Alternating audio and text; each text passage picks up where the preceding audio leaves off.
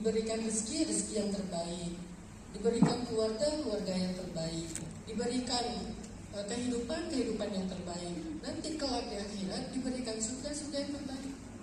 Itu karena standarnya tinggi, dan itu kita yang bangun, teman-teman. Bukan sekedar gift, bukan sekedar dikasih sama Allah, bukan sekedar lahirnya udah kayak gitu, bukan. Ini bukan turunan, ini pilihan. Ada orang yang keturunan Nabi, keluarga Nabi, tapi standarnya rendah. Siapa dia? Abu Lahab. Siapa dia? Anaknya Nuh. Siapa dia? Istrinya Lut. Siapa dia? Ayahnya Ibrahim. Mereka itu kan semuanya keluarga Nabi, tapi mereka memilih standar yang rendah sehingga hasilnya jadi rendahan. Abu Jahal itu, kalau misalnya teman-teman nanti ada rezeki umroh ya, ada satu tempat di Madinah, itu kuburan diyakini sebagai kuburannya Abu Jahal. Karena setelah perang Badar, Abu Jahal kan dikuburin satu kuburan rame-rame sama orang-orang kafir Quraisy yang terbunuh dalam perang Badar. Itu diyakini kawasan itu adalah kuburannya Abu Jahal.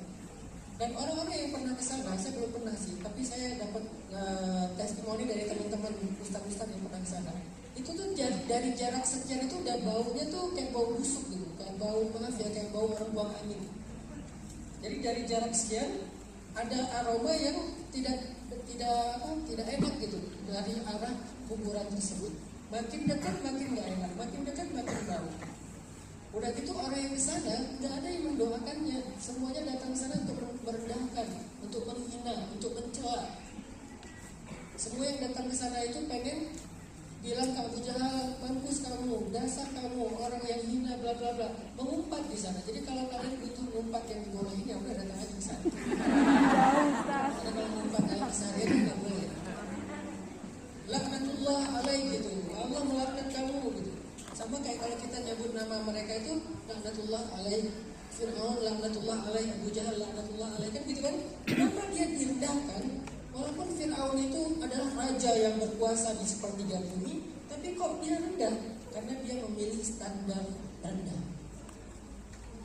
Jadi value hidupnya itu rendah walaupun dia raja. Haman itu pejabat tapi rendah. Korun itu orang kaya raya, pengusaha, tajir, konglomerat, tapi rendah. Namrud itu raja yang menguasai hampir lebih dari setengah bumi, tapi rendah. Namrud lebih luas kerajaannya daripada Firaun, lebih tinggi kekuasaannya daripada Firaun, tapi rendah. Bahkan matinya aja gara-gara seekor nyamuk gitu. Artinya mereka ini adalah orang-orang yang secara keturunannya keturunan orang mulia, secara jabatannya tinggi, secara kekayaannya berlimpah, tapi kenapa mereka hidupnya penuh dengan kerendahan? Setiap orang menyebut nama mereka menyebut dengan sebuah celaan, laknatullah, laknatullah, laknatullah. Karena selama hidupnya mereka memilih value atau standar yang rendah. Berhijab itu standar tinggi. Kenapa saya bilang standar tinggi? Karena kita paham betapa berharganya aurat kita. Kalau kita membuka hijab berarti kita ngerasa aurat kita nggak berharga. Ya boleh siapa aja lihat lah. Orang, rambut saya mah siapa aja boleh lihat kok. Berarti kita tidak menghargai rambut kita. Lengan saya siapa aja boleh lihat. Berarti kita tidak menghargai lengan kita. Bahkan sampai ada yang paha saya boleh siapa aja lihat. Berarti kita nggak menghargai kaki kita. Karena kita nggak menghargai diri sendiri. Kenapa kita menuntut Allah menghargai kita? Coba. Kan gak fair. Kita aja gak pernah menghargai diri kita sendiri, tapi kita minta Allah menghargai kita, orang menghargai kita. Gimana orang akan menghargai kita sementara kita bahkan gak menghargai diri sendiri? Tapi kalau kita berhijab, menutup aurat, kita ngerasa kaki saya ini berharga loh. Yang bisa ngelihatnya itu gak semua orang. Lengan saya ini berharga, yang bisa ngelihat gak semua orang. Rambut saya ini berharga, leher saya ini berharga. Yang bisa ngelihat gak semua orang. Yang bisa ngelihat hanya orang-orang istimewa yang saya pilih. Orang tua saya, saudara saya, pasangan halal saya, anak-anak saya. Cuma mereka yang bisa ngelihat. Dan yang paling saya pilih adalah pasangan saya yang bisa ngelihat seluruhnya. Yang lain gak bisa ngelihat seluruhnya juga. Walaupun ayah, saudara, anak sekalipun. Artinya saya punya harga diri. dalam konteks hijab, dalam konteks syariat, dalam konteks akidah, dalam segala hal kita punya standar sebagai muslimah.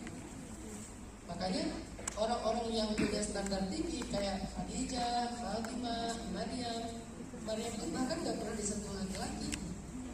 Ketika dibilang sama malaikat Jibril, kamu akan punya anak, apa jawaban mereka? Bagaimana saya akan punya anak? Walam yamsasni basyaru walam abaliya. Bahkan aku gak pernah disentuh sama laki-laki, dan aku tidak pernah berbuat jahat atau berbuat hina seperti perzinahan. Bagaimana aku akan punya anak? Itu kan sebuah sinyal betapa menjaga dirinya Sayyidah Maryam. Disentuh aja enggak. Walaupun bersalaman dengan laki-laki ini ada istilah di antara ulama. Kalau saya mengambil pendapat nggak boleh, tapi kalau ada kiai yang berpendapat boleh, ya udah respect. Tapi masing-masing punya pendapat. Sehingga kenapa saya nggak mau foto sama perempuan? Bukan saya sombong, bukan saya sok keren, bukan saya apa. Karena saya pengen ngasih contoh ya. Sama ulama itu kalau laki-laki yang penting bukan fotonya, yang penting doanya, yang penting ilmunya. Jadi jangan berlomba-lomba foto sama ustadz, karena bukan itu yang paling penting. Kalau ketemu ustadz, ketemu kiai, yang berlomba-lomba cari ilmunya, berlomba-lomba minta doanya, kan gitu kan? Iya. Berlomba-lomba, aku udah foto lo sama sana ada, kasih gitu. Itu gak penting. Lagian foto sama saya kira itu malah jadi fitnah. Oh yang ketiga, oh yang keempat, kenapa? Coba, kenapa? Gak ada manfaatnya. Sehingga saya kalau mau foto sama jamaah biasanya tuh harus ditemani oleh istri atau ada laki-laki yang temani biar gak berdua. Kenapa? Ini standar saya. Tapi saya menghargai kalau ada kiai ustadz yang mau foto sama jamaah, gak apa-apa, itu pilihan mereka. Tapi masing-masing kan tadi punya standar ya. Saya punya standar, beliau punya standar. Standar saya adalah saya tidak foto sama jemaah. Saya kalau chat, saya nggak mau hahaha hihi. Tanya sama Bunda Nuris, ada nggak saya kirim-kirim emoticon yang aneh-aneh atau kayak misalnya stiker, oke, gitu nggak ada. Satu-satunya emoticon paling udah gitu aja standar. Artinya kita punya standar. Dan 4 perempuan yang saya sebutkan dalam hadis tadi semuanya high value woman. Perempuan-perempuan yang punya standar tinggi. Jangan sampai kita berpikir gini teman-teman. Kalau saya jual mahal, kapan saya nikah? Justru salah. Kalau kalian jual murah, berarti gimana kalian berharap dapat suami yang mahal? Gitu kan? Kalau kalian jual murah, gimana dapat suami yang high value person, high value man, laki-laki yang standar tinggi. Laki-laki yang standar tinggi itu nggak mau sama yang biasa, maunya yang sama yang luar biasa, yang punya kelebihan, dan kelebihan itu nggak harus selalu fisik. Saya sebagai laki-laki, kalau boleh mewakili laki-laki yang lain, standar kita bukan cuma fisik, kenyamanan, dia bisa dipercaya, dia punya keistimewaan tertentu, misalnya amal solehnya kah, mungkin ilmunya kah, mungkin proyeknya kah, mungkin apanya kah, karakternya, akhlaknya. Jadi kalau kalian pengen laki-laki itu, ini buat yang masih jomblo ya, buat kalian yang pengen punya pasangan hidup yang standarnya tinggi, ya udah bikinlah set standar kalian itu yang tinggi juga. Jangan sampai kalian pengen punya pasangan yang standar tinggi tapi kitanya standarnya rendah, dekat sama siapa aja, semua orang jadi intimate, pacarnya banyak, mantannya banyak, gitu kan? Gimana mau punya pasangan yang standar? Makanya keempat perempuan yang ada dalam kisah tadi, dalam hadis tadi, semuanya adalah high value woman.